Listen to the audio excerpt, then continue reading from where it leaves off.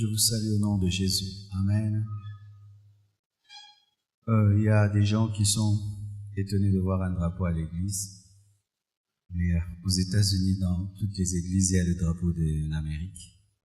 Et s'il y a une phrase qu'on sort tout le temps aux États-Unis, c'est que Dieu bénisse les États-Unis. Ça doit devenir une culture de l'église au Congo.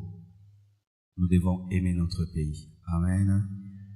Car si le pays marche mal, l'église ira lentement. Notre bonheur dépend du bonheur de la nation.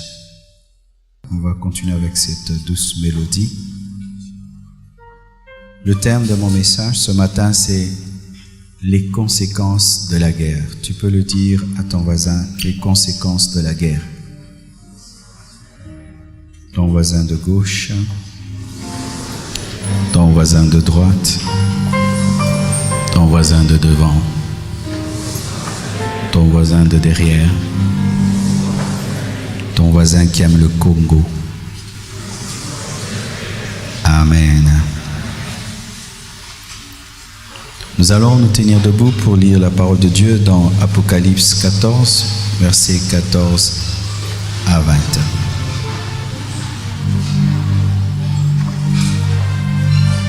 Apocalypse 14, versets 14 à 20. Je regardais et voici, il y avait une nuée blanche, et sur la nuée était assis quelqu'un qui ressemblait à un fils d'homme, ayant sur sa tête une couronne d'or et dans sa main une faucille tranchante.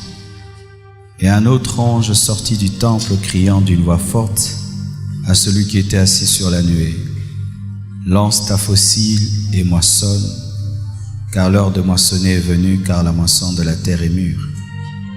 Et celui qui était assis sur la nuée jeta sa faucille sur la terre, et la terre fut moissonnée. Et un autre ange sortit du temple qui est dans le ciel, ayant lui aussi une faucille tranchante. Et un autre ange qui avait autorité sur le feu sortit de l'autel et s'adressa d'une voix forte à celui qui avait la faucille tranchante, disant: lance ta faucille tranchante et vendange les grappes de la vigne de la terre, car les raisins de la terre sont mûrs. Et l'ange jeta sa faucille sur la terre, et il vendangea la vigne de la terre, et jeta la vendange dans la grande cuve de la colère de Dieu. Et la cuve fut foulée hors de la ville, et du sang sortit de la cuve jusqu'aux morts des chevaux, sur une étendue de 1600 stades.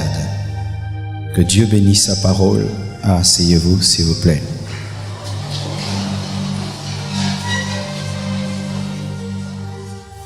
Un peu plus bas, s'il vous plaît. Les conséquences de la guerre.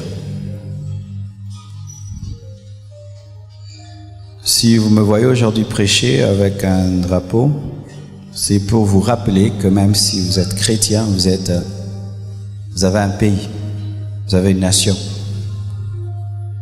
Et ce n'est pas un péché que d'aimer son pays. Ce n'est pas manquer de spiritualité. Pour ceux qui ne savent pas, les prophètes de la Bible aimaient leur pays, aimaient leur nation. Quand tu parles de Daniel, Daniel était dans une terre étrangère, il était riche, mais son cœur était en Israël. Quand tu parles de grand Néhémie, il était échanson du roi, mais son cœur était dans son pays. Donc, aimer Jésus n'empêche pas d'aimer son pays. Ce ne sont pas des choses contraires. Amen. D'ailleurs, un bon chrétien est un bon citoyen. Amen. Un bon chrétien est un bon citoyen. En cette période importante de notre nation, nous ne devons pas faire la politique de l'autruche. Vous savez, l'autruche fait quoi? Quand l'autruche a peur, l'autruche creuse un trou et met sa tête dans le trou. Et quand tu mets ta tête dans le trou, tu ne vois plus rien. Tout ce qui se passe dehors, tu ne vois pas. Mais ce n'est pas parce que tu as ta tête dans un trou que ton corps est dans le trou. Alors des fois, nous faisons semblant d'ignorer ce qui arrive dans le pays et pensant que si tu ignores ce qui se passe, alors ça ne veut pas t'arriver. Archi faux. C'est une politique de l'Autriche. La tête est cachée, mais le corps, tes finances subissent le pays, ta famille subit le pays, ta vie, tes études, tes projets, tout ça subit ton pays. La construction subit le pays. Les conséquences de la guerre est mon thème. Avant de me marier, j'ai habité avec un ami pasteur qui était Brazzavillois. Il s'appelait Romuald. C'était un homme très jovial. Il pouvait te faire rire du matin au soir. Mais un jour, il y a eu des troubles dans le pays. Et en bon quinois que nous étions, on a commencé à dire « Einda, kaka, Einda ». Parce que le quinois, il aime Einda.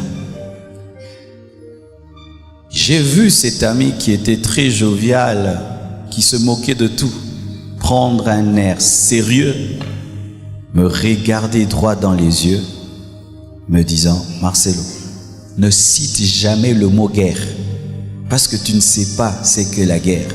Vous les quinois, je vous entends, vous aimez la guerre, qui est la guerre, qui est la guerre. Mais nous, les Brazzavillois, nous avons connu la guerre. Nous avons vu nos amis prendre des armes et tuer des voisins. Alors vous ne savez pas c'est qu'est la guerre. Ne parle plus de guerre. » J'avais remarqué cet ami. Des fois, s'il y a un grand bruit autour de la maison, il était paniqué. Je dis, qu'est-ce qui t'arrive? Il a dit, depuis la guerre, les bruits me rappellent les bombardements. Et une fois aussi, je me suis entretenu avec une femme qui venait de Kisangani. Elle m'a dit la même chose. Elle m'a dit, les Quinois, vous aimez la guerre parce que vous n'avez pas connu la guerre.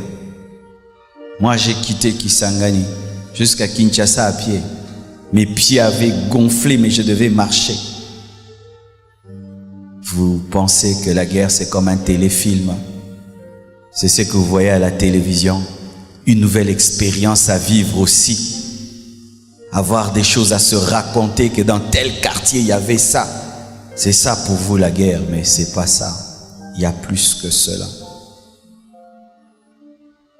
Mon ami me dira ce jour-là, priez que jamais la guerre ne vienne.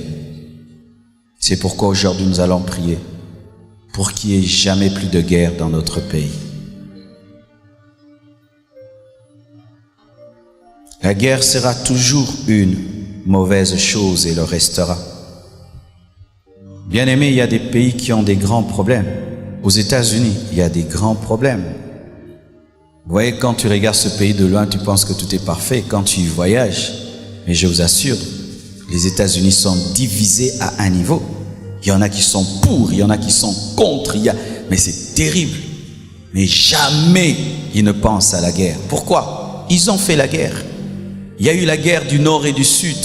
Les Américains se sont entretués à un niveau pas possible. Mais après, ils ont dit, plus jamais nous ne ferons cela. Plus jamais. Et lorsque tu vas à Brazzaville, tu vas voir un tank. Et puis ils ont écrit à côté du char de combat, plus jamais ça. Pourquoi? Ça a laissé des traces. Sachez, mes frères et sœurs, que la première guerre n'a pas eu lieu sur la terre. La première guerre a eu lieu dans le monde spirituel. C'est la guerre déclenchée par Lucifer. Lucifer était l'un des principaux généraux de Dieu et il a cherché à faire un coup d'État. Oui, un coup d'État politique.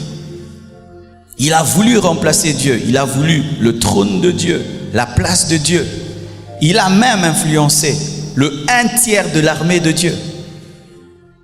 Et il fut précipité sur la terre. Lui qui s'appelait l'ange de lumière est devenu le prince de ténèbres. Lui qui s'appelait l'ange de lumière est devenu le diable Satan. Lui qui dirigeait l'adoration au ciel et l'esprit le plus chassé sur la terre, il a été déchu. Voici l'une des conséquences de la guerre, la déchéance. On recule Lucifer est devenu le diable, il a reculé. Lucifer est devenu un esprit impur, il a reculé. Les anges qui l'ont suivi ont reculé sont devenus des démons. Et sachez cela, la guerre amène la déchéance. La guerre transforme négativement. La guerre peut changer un voisin gentil en un meurtrier. La guerre peut changer un militaire paisible en un assassin. La guerre peut faire reculer un pays développé et il devient un pays sous-développé. La guerre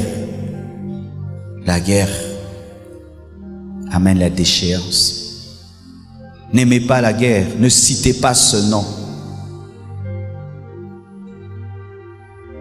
Et la Bible nous parle d'une autre guerre fratricide entre deux frères, provoquée par la jalousie, parce que la jalousie aussi déclenche des guerres. La jalousie entre les nations déclenche les guerres. Pourquoi ils ont beaucoup et pas nous? Ça amène aussi des guerres. Et Caïn fait une prière qui n'est pas exaucée. Abel fait une autre prière qui est exaucée. Et cela déclenche une jalousie. Caïn décide de tuer Abel et tue Abel. Et cette guerre engendre un meurtrier, engendre un homme maudit. Tous les militaires qui tuent dans la guerre des innocents sont maudits. C'est pourquoi, à l'étranger, il y a des hôpitaux pour les soldats. Parce qu'il y a des militaires qui reviennent de la guerre fou, d'avoir tué des innocents. Et aujourd'hui, avec le développement de la technologie, la guerre ressemble à un jeu Nintendo. Ça se passe sur écran. Tu appuies un bouton et il y a une bombe qui quitte quelque part et qui tombe ailleurs. Et tu vois seulement de la fumée, alors qu'il y a toute une famille qui est rasée. Et il y a des militaires qui reviennent des guerres, traumatisés d'avoir tué, d'avoir fait du mal. La guerre amène la malédiction sur des générations et des générations. Quand tu prends une arme qui t'est donnée par le gouvernement afin de protéger la société, protéger les civils, mais tu retournes cette arme pour les tuer, tu es maudit. Et le sang des innocents maudit la terre. Il y a des nations qui sont maudites parce que la terre a reçu tellement de sang innocent et que la nation est maudite parce que le sang parle, écrit vengeance. Tu peux tuer un homme dans le secret, tu l'enterres et personne ne sait. Son sang criera contre toi et amènera la malédiction dans ta vie. La guerre amène la malédiction. Et ce passage d'Apocalypse 14, versets 14 à 20 que je viens de vous lire est une prophétie. Une prophétie donnée par l'apôtre Jean qui était aussi un prophète. Jean était un prophète extraordinaire. Il a pu voir ce qui va se passer après même notre temps. Il a vu la fin du monde. Il a vu la troisième guerre mondiale. Il y a eu 2 grandes guerres mondiales avec les Allemands. Mais sachez qu'il y a une 3e guerre mondiale qui se prépare. Toutes ces nations qui s'arment de plus en plus, tous ces essais nucléaires préparent la plus grande guerre au monde. Toutes ces alliances de paix qui sont brisées et brisées encore. Cette guerre en Orient prépare la plus grande guerre au monde. Et cette guerre aura comme centre Israël et va se passer dans ce qu'on appelle la vallée de Megiddo et s'appellera l'Armageddon. Ça s'appelle Armageddon parce que le lieu de la guerre est une vallée appelée Megiddo. Et lorsque le prophète Jean voit la guerre, il voit au départ des raisins, mais plus tard il voit en soi que ce n'est pas du raisin foulé, c'est le sang répandu sur une surface de 1600 stades qui équivalent à 300 kilomètres. Et la hauteur de ce sang, on dit que ce sang atteignait le mors de chevaux, la bouche de chevaux. Et un cheval, lorsqu'il est vraiment grand, il peut atteindre 1,5 mètre. Imaginez, ça fait au moins 21 millions de litres de sang. Et la prophétie confirme que lors de la bataille d'Armageddon, la moitié des Juifs périra. L'Antichrist va rassembler toutes les nations de la terre pour combattre Israël et combattre les Juifs. Mes frères et sœurs, pouvons-nous accepter qu'encore le sang coule? Parce que le sang a toujours été le premier résultat de toute guerre, grande ou petite. La guerre entre Caïn et Abel a engendré le sang. La troisième guerre mondiale engendrera le sang. Et toutes les petites guerres engendrent toujours le sang. Le sang est toujours au rendez-vous lorsqu'il y a une guerre. Même quand Christ est venu sur cette terre pour délivrer l'homme, il fallait que son sang coule. Mais cela était utile. C'était pour le salut de l'humanité.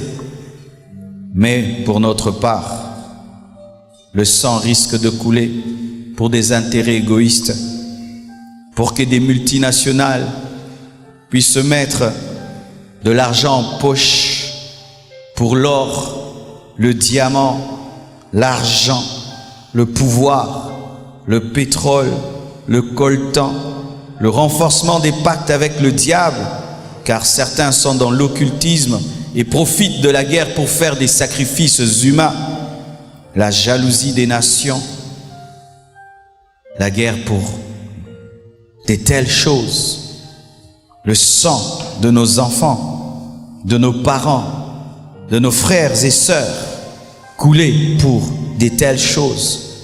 Savez-vous que dans les nations organisées, le peuple se lève contre même le gouvernement pour dire « Arrêtez d'envoyer nos enfants à la guerre.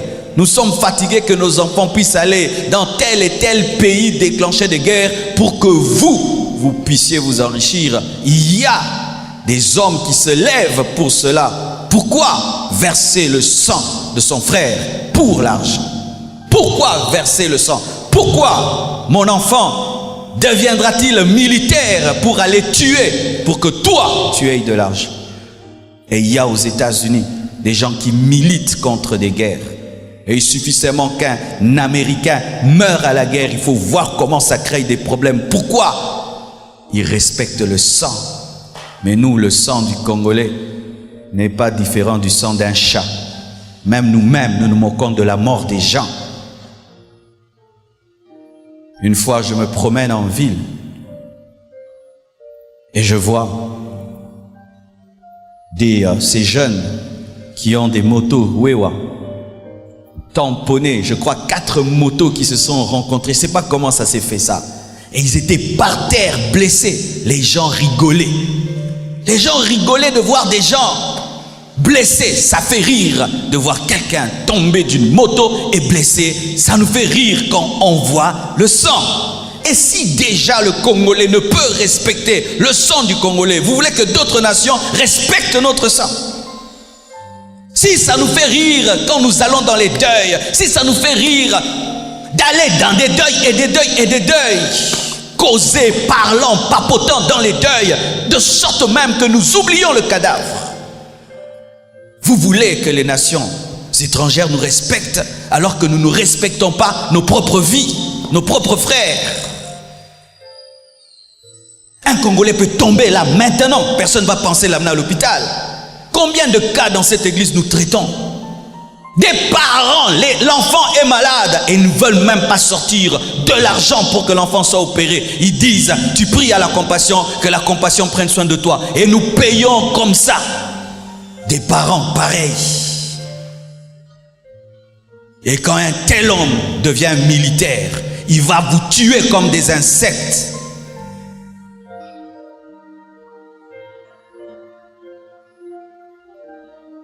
Bien-aimés, c'est vrai qu'une nation doit avoir une armée, mais il faut que les gens soient formés. Ce n'est pas tout le monde qui peut être soldat. Ce n'est pas tout le monde qui peut avoir une arme.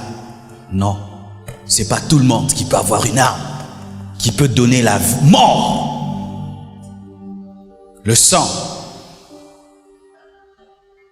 Et trop de sang a coulé dans notre pays, mes frères. Le sang de Jésus-Christ suffit pour notre salut. Comme je l'ai dit au premier culte, certains disent que les pasteurs sont là pour calmer le peuple et les distraire. Certains. Moi, je ne suis pas ce genre de pasteur. Mais aussi, je ne suis pas aussi un pasteur incendiaire pour vous pousser à détruire votre pays. Non plus. Je ne suis pas ce pasteur qui reste chez moi à la maison et puis je vous pousse vous mourir. Non plus. Et je ne suis pas non plus le pasteur qui vous dit ne revendiquez pas vos droits. Non plus.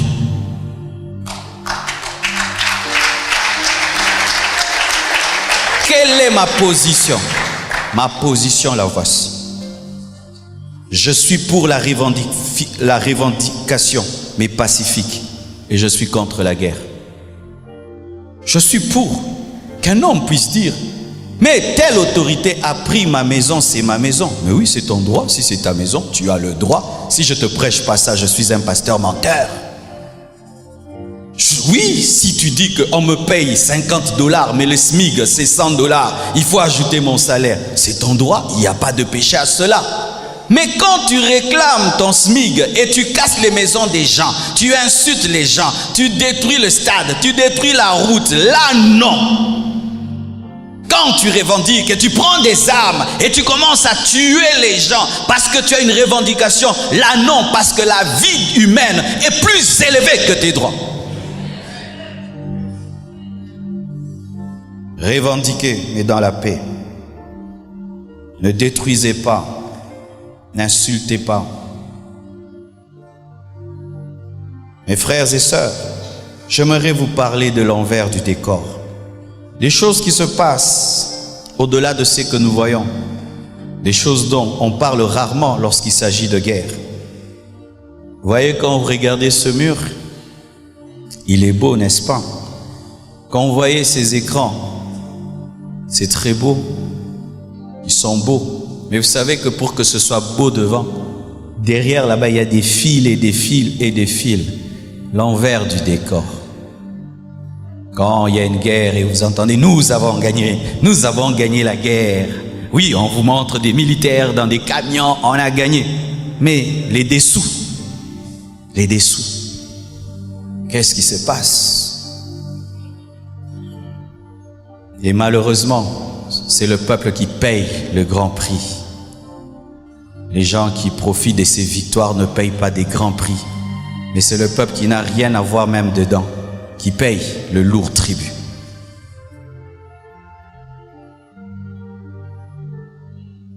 Parce que quand la guerre commence dans un pays, même les civils, on leur donne des armes. Et tu prends l'arme et tu vas tuer tes frères. On arme même des jeunes. Viens, prends, tu pars. Et toi tu dis, je suis en train de faire pour ma nation. Tu es sûr? Tu es sûr que c'est pour ta nation que tu fais ça? Et toutes ces personnes qui derrière des laptops envoient les gens faire des guerres, venez les faire vous-même. Vous êtes des lâches. Poussant les autres derrière des ordinateurs, faites. Tu es lâche, mais un courageux sur Facebook. Tout le monde sur Facebook est courageux.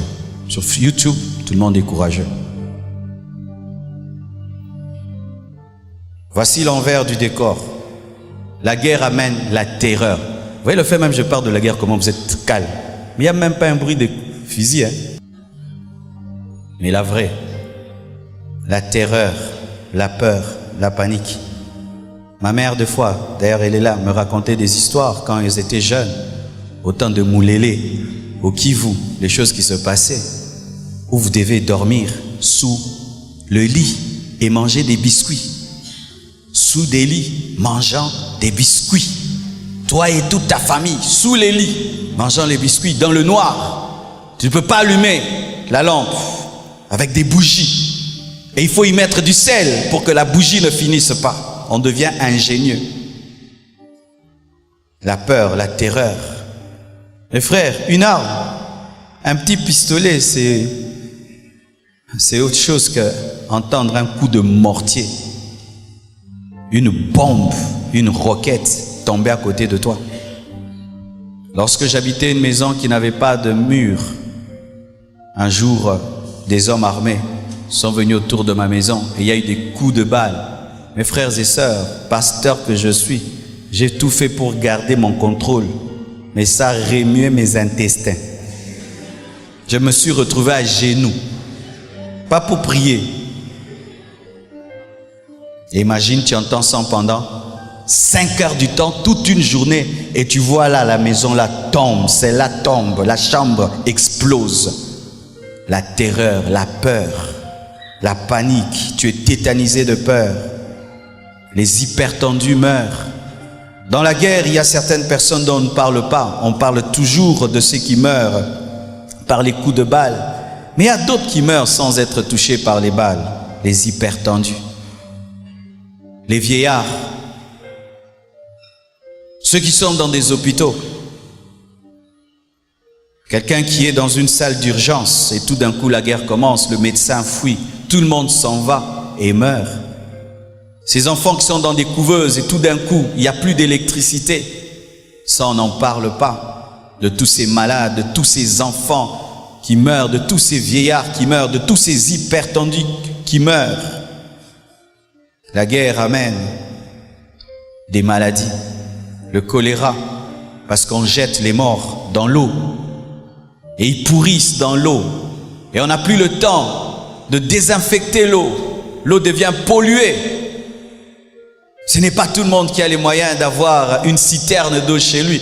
Et même si tu en as, si l'eau qui t'est fournie est polluée, tu attrapes le choléra, la dysenterie, le sida.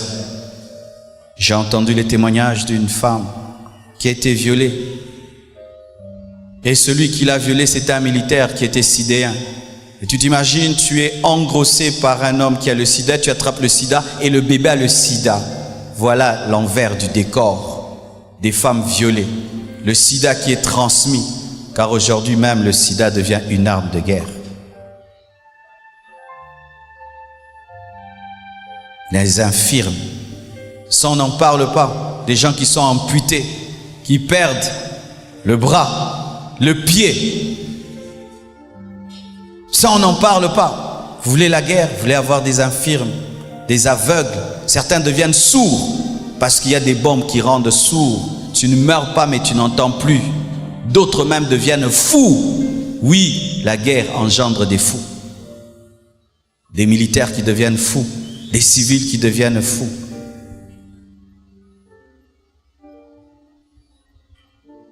La mort des personnes qui nous sont chères. Tu vois ton garçon que tu aimes beaucoup. Quand la guerre commence, il peut entrer dans le rythme. Moi aussi, donnez-moi une arme. Il pense qu'il va devenir Rambo. Et devant toi, on tue ton fils aîné. Qu'est-ce que ça te fera? Quand les autres vont chanter, la guerre est finie, nous avons gagné. Toi, tu as gagné. Tu as gagné quoi? La perte de ton fils. Quand tu auras toute ta famille devant toi, tu vas gagner quoi? La perte des êtres chers. Et même, pire, tu n'as même pas le temps de les enterrer parce que tu dois fuir. Qu'est-ce que ça peut faire à une mère de savoir qu'elle a abandonné son fils mort, mais n'a pas le temps de l'enterrer, tu t'enfuis. Et tu ne sais même pas si ce sont les chiens qui vont le manger, tout le reste, tu ne sais même pas où le pleurer. Et même des fois jeter dans des fosses communes. C'est ce que la guerre amène. N'aimez pas la guerre, ne confessez pas la guerre, ne cherchez pas la guerre, ne provoquez pas de guerre. Les ténèbres. Je connais des gens qui ont très peur du noir. Mais quand la guerre vient, des fois on bombarde même un barrage hydroélectrique et il y a une coupure d'une année, d'un mois. Et oui, tu vas acheter des bougies, mais après, il n'y en aura pas. On vit dans le noir, on prépare au charbon. Les gens détruisent même leurs propres meubles pour préparer. Ton meuble que tu aimes, que tu as acheté à Orca, tu vas le brûler pour préparer de la nourriture. La soif, parce que l'eau n'est plus potable. La faim, parce qu'à la fin, on n'a plus de provisions. Et la plupart d'entre nous, nous n'avons pas d'élevage, nous n'avons pas des champs. Une maman de l'église a parlé d'une expérience qu'elle a connue dans une guerre. Son père la nourrissait avec du sel et de l'eau et un peu de foufou. Prenez de l'eau, mettez dans un bouchon avec un peu de sel et lui donnez le foufou. Et les gens mangent des chiens, mangent des rats. Dans la Bible, on nous raconte l'histoire même. Les gens sont devenus des charognards. Israël, le peuple de Dieu est devenu charognard. Un jour est devenu cannibale plutôt. Un jour, 2 femmes se sont présentées devant le roi et écoutez ce qu'elles ont dit. Roi, juge-nous. Cette femme a mangé, nous nous sommes entendus de manger mon enfant et on l'a mangé. Et quand c'était son tour, elle a refusé qu'on mange son enfant. Ce n'était pas la sorcellerie, c'était la faim. La faim. Les chats disparaissent, les chiens disparaissent. Les rats, on les mange pendant la guerre. Dans la Bible, il est écrit en Israël, les gens mangeaient la fiente de pigeon. Ça se vendait au marché, comme on vend la farine en Israël. Les gens mangent la pelouse, des herbes, mangent des morceaux d'arbres. N'aimez pas la guerre. La guerre amène la haine et la rancune, la vengeance, des blessures intérieures. Imagine que quelqu'un viole ta fille et tu es chrétien. C'est vrai, nous prêchons le pardon, mais il y a des niveaux de problèmes. Vous savez, dans certains pays, quand tu viens prêcher le pardon, les gens se moquent de toi. Ils te disent, prêche bien, monsieur. Tu n'as jamais connu ce que nous avons connu. Est-ce qu'on a déjà tué toute ta famille devant toi, pasteur? Non. Et tu me prêches à moi le pardon. Attends que ça t'arrive et tu comprendras. Tu vois des chrétiens devenir haineux. Tu vois un homme qui était bon devenir un meurtrier. Où au départ il disait, je n'entre pas. Mais une balle perdue atteint son enfant. Il va, il cherche aussi les armes et devient meurtrier. La haine, la rancune, la vengeance. Incapacité de pardonner aux meurtriers, aux gens qui t'ont torturé, qui ont pris tous tes biens, qui ont incendié ta maison.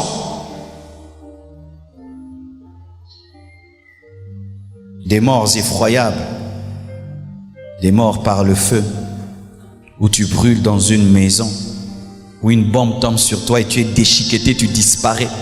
On ne sait même pas qu'est-ce qui est le pied, la main, le bras.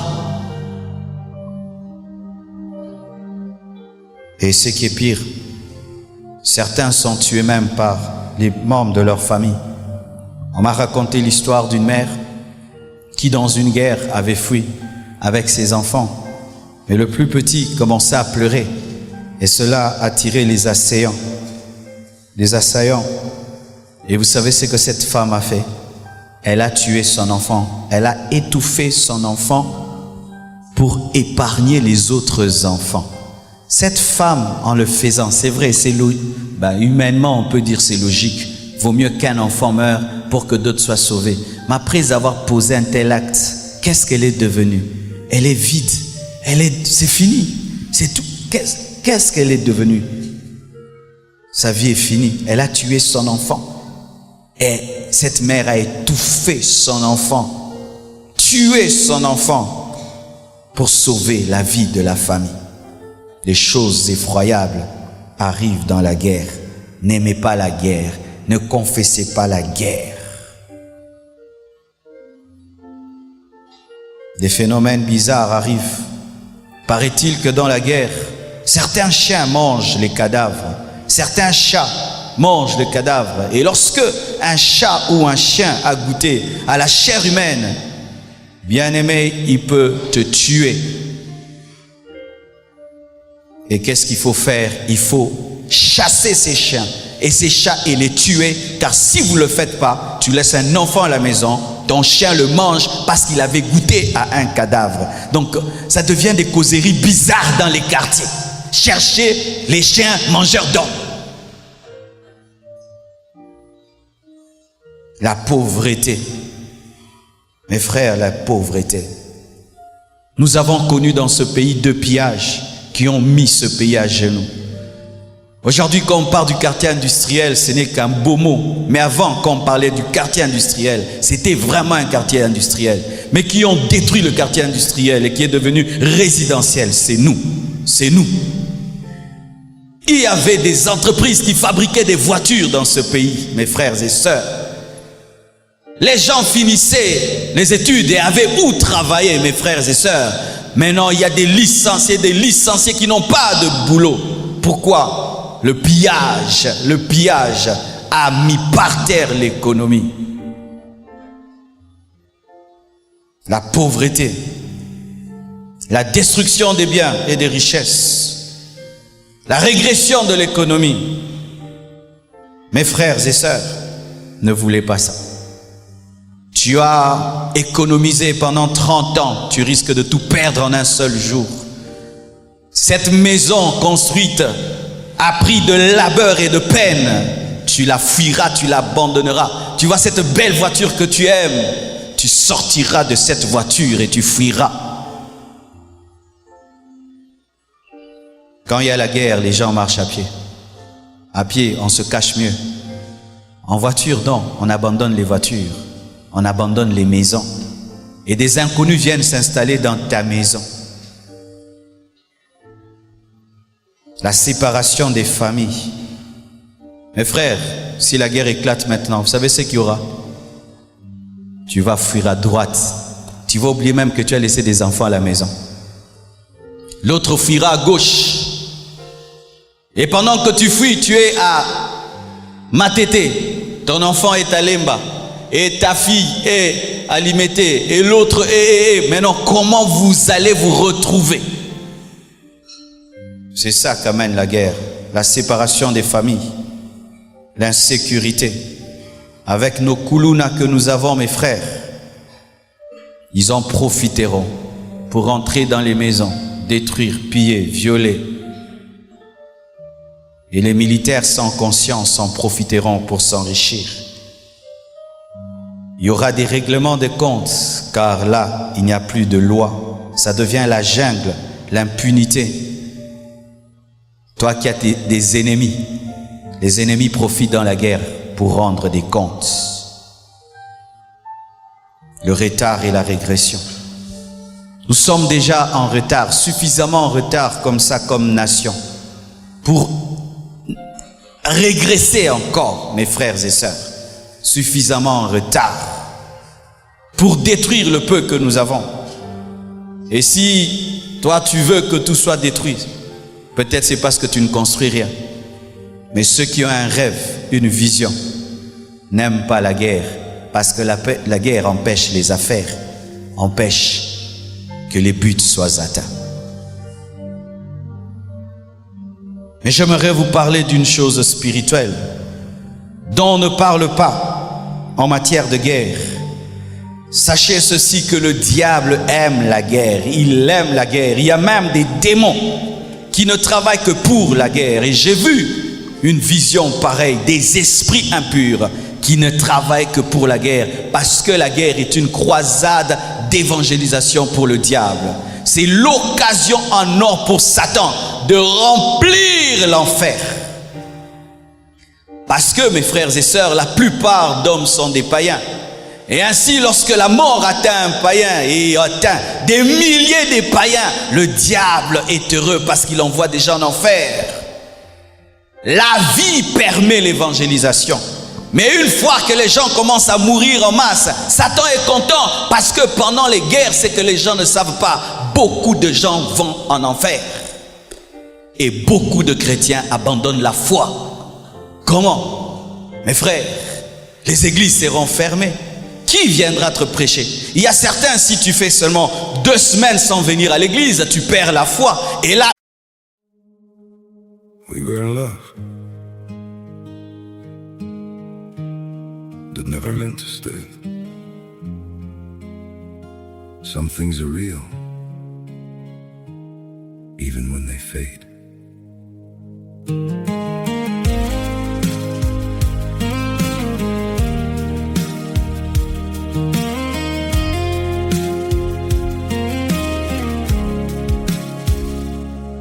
I used to think if we kept holding on, we could bend the truth somehow.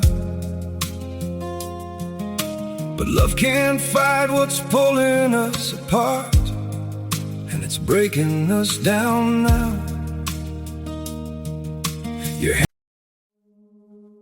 We were in love,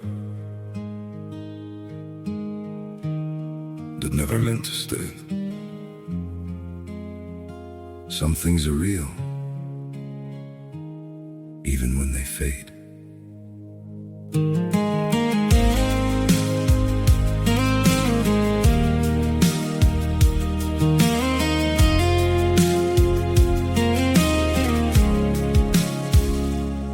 I used to think if we kept holding on, we could bend the truth somehow.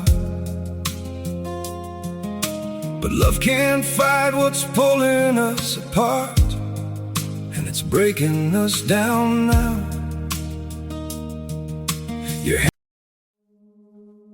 We were in love, that never meant to stay. Some things are real,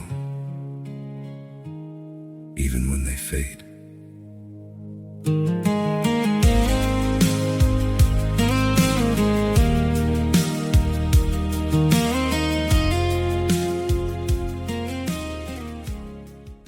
Une année sans église. Qui viendra te prêcher? Moi, je ne viendrai pas. Je ne viendrai pas à l'église. Je vais prier à la maison. Satan aime la guerre parce que la guerre empêche à l'église de faire son travail, empêche à l'église d'évangéliser, aux enseignants de former et amène les chrétiens dans la distraction et remplit l'enfer. Bien-aimés frères et sœurs, la guerre peut changer ta petite fille en prostituée. Elle a tellement faim qu'elle décide de se prostituer pendant la guerre. Car ça, souvent, on n'en parle pas. La guerre amène la prostitution. La guerre, tellement qu'on a faim, peut changer ta fille bien éduquée en prostituée. Vous qui n'aimez pas le sport, la guerre vous fera faire du sport. Tu marcheras à pied au point où tes pieds gonfleront, se blesseront. Tu sauteras des murs que tu n'as jamais imaginés. Tu battras ton record en matière de sprint.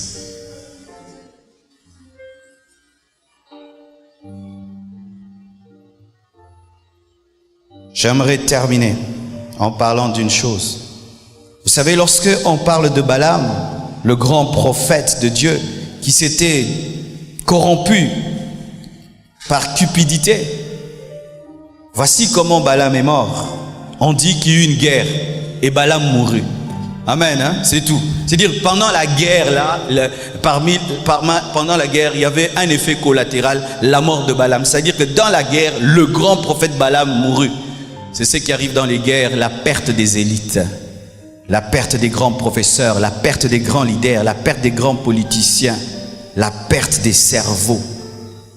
Et sachez qu'une nation sans l'élite est un corps sans tête. Une nation sans des hommes intelligents, sans des hommes charismatiques, sans des hommes qui ont une vision, c'est une nation sans tête. Et dans la guerre, les plus grandes cibles, ce sont les hommes intelligents, les hommes qui ont un rêve.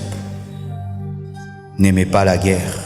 Tu vois ton père là, qui est un grand professeur d'université, ton père qui est un grand médecin, ton père qui est un grand politicien, ton père là qui est influent, il risque de disparaître. Parce que ce sont les hommes intelligents qui réveillent les autres. N'aimez pas la guerre.